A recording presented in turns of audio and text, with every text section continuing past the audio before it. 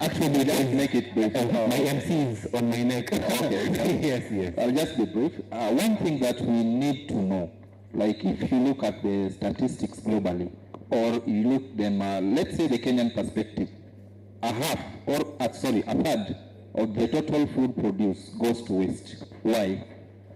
Tell me. Because I know most of you have the answers, but it's because we lack what we call value addition. So along the value chain, we have production, we have value addition, we have processing, marketing, and consumption. So the youth can tap in what we call value addition. And how do you get this value addition? You have to have the skills. By skills, I mean, for example, we have an institute here. It's called Agriculture Technology Development Center, ATTZ. It's in Ruiru. It's offering free value addition classes. And also, you can also bring your item and be processed for free. That's part of mentorship for the youth. Can you tap into that space? Number two, we have opportunities. Like I'm aware, like the lady talked about an innovation symposium, which is coming. It's the Sugar Industry Innovation Symposium.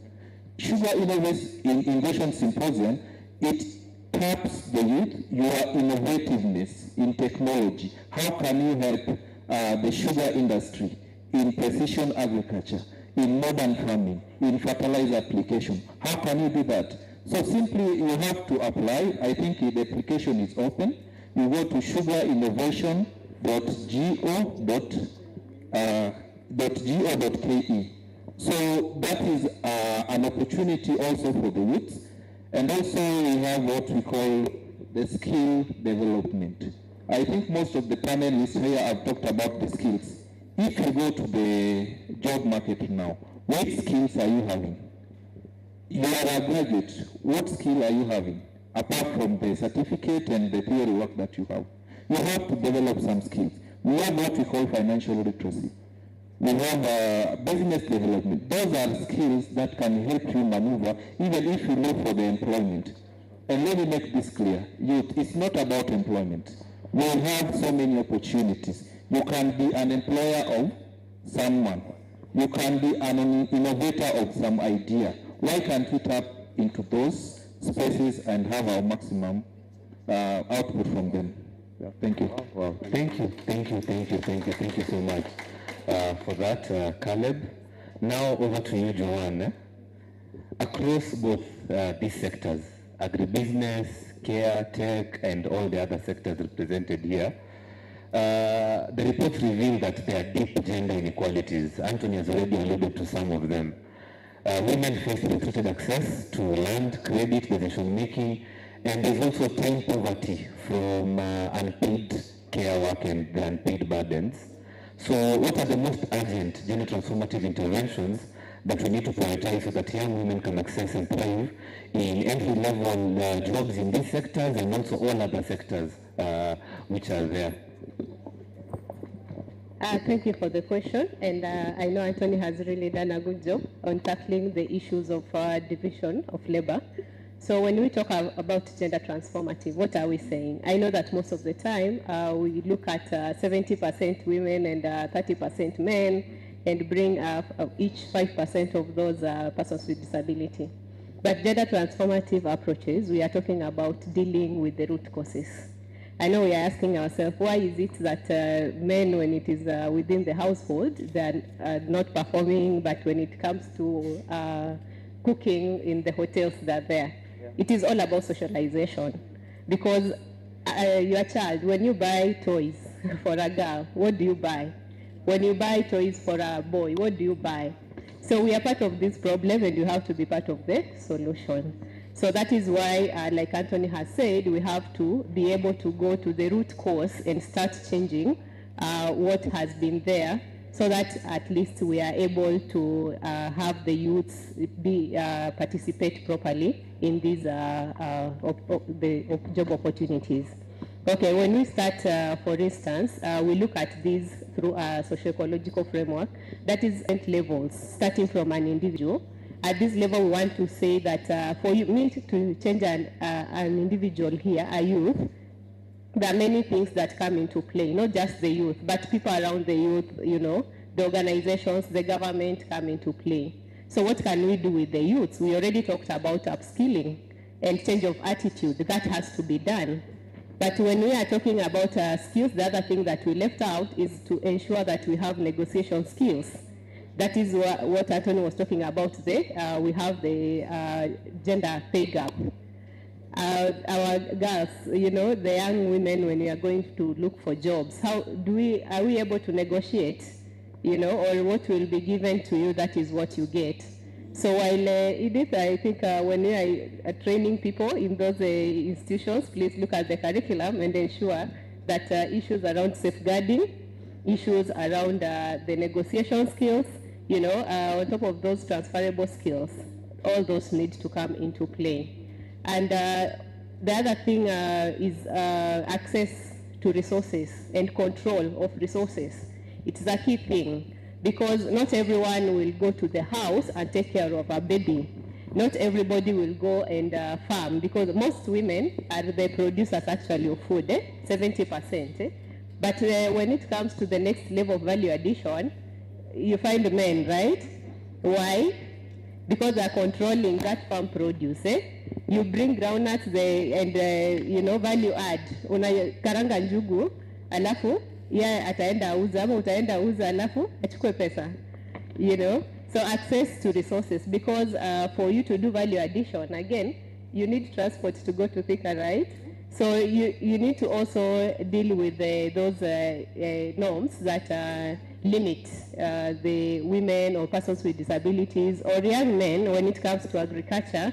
We did a study like in the whole of Western Kenya. You find that if you are a young man and you are unmarried, who unto you? You don't have land. When you marry is when you are trusted to be given land to farm, you know, and that is why most of people stay in Nairobi, because at home they'll not be given land because they might sell, right? Yeah, so we need to look at, you know, deconstructing norms so that they trust the young men and women, because the law is clear.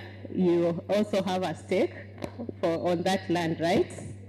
Yeah, so going to the next level is the level of, you know, the relationships around those people within the family, so that you can also get supported, you know, where we have what we call reference groups, people within your family or friends.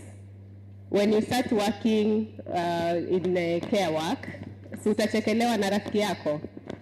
So those are organizations, be it the government, like us, even when we are working with the youth, we also bring in their friends, we also bring in their families, so that at least we create that environment that is conducive for these youths. The community, working with the community leaders is also key. Those who do the modeling, you know, because they are key opinion leaders. And when we pass that communication to change norms within the communities, then at least we also need to take it to the lowest level for those people that are able to. Everybody has to get this information on how to change. And then definitely the policies. I'm happy that we are soon ratifying these policies. But ratification is one thing and implementation is the other. We have to ensure, Jacqueline, that you support the government, you know, budget for the policies and ensure that they are working, so that we have all these youths are able to get to these jobs. Because if we have the policies that they need to own land but they cannot even go and farm, there is no water and all that, they are not able to participate in this agricultural. So those are some of the gender transformative approaches that we can use. Thank you. Thank you so much, Joanne.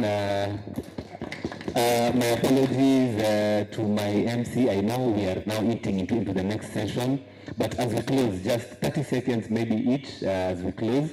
Particularly nataka nisikie from Lamek, huko nje kuko aje? What's the landscape huko nje currently, na what effect does it have on the youth? Then Madam Jacqueline can just close the session with just a final word to the youth as well as we exit the stage. Despite, and I'll start by saying, despite we as youth covering around 75% of population, we are still not unemployed. And maybe I'll start by saying what can be done is strengthen youth employment programs like the one Madam Jacqueline has said, Kazi Mtaani and the likes of Green Army. Second, we have expand digital, TVET and skill training in urban and rural areas. Well, thank you. As we close, Jacqueline, as we close this, this conversation can go on and on and on, and I'm sure we can pick it up also after this at an individual level. But we have heard about the amazing work that the government is doing, particularly also the National Employment Authority and also the National Industrial Training Authority. Just what can be your final parting shot to the youths in Kenya, the ones here, the ones listening, and just youths in general, when it comes to employment opportunities? My word is two words: show up. Tokelezea kama naelewa hiyo, show up the way you are. We believe in you as young people. You are talented, you're skilled, you're educated, you have everything that the world needs. And right now, you have the world in your hands, in your phone, in your laptop. So just show up. Come with your skills, come with what you have, come with your ideas. Show up. The world is expecting a lot from you. And even government, you're expecting a lot from you. You don't have to sit back. You don't have to say, I tried yesterday and I failed. I saw somewhere that mistakes are a sign that we are doing and going somewhere. So show up, do the right thing, walk into all these platforms that Madam Edith is talking about. Walk to all these platforms that are out there online. Show up with your skills. You're trained and we believe you. And you know what? God is out there. You will favor what you're doing. Take advantage of all these initiatives that the government is rolling out from time to time. Look out for where your interest is. Push your interest and keep doing your best. Thank you. Amazing. Let's appreciate our panelists, please. Now, Shirema, I don't know, will you allow questions? I'm being advised by the MC, if you have any questions, please note them down, then we'll be able to tackle them after lunch. I don't want to be the person standing in between you and your lunch. Please just note your questions down, keep them safe. Once we come back from lunch, possibly, we'll be able now to hear the questions and we'll be well guided by our MC for the day. So let's just give our very, very able panelists a warm round of applause, please. Thank you so much for your time. Maybe we can all remain for a group photo as we exit the stage. Asante sana, DJ.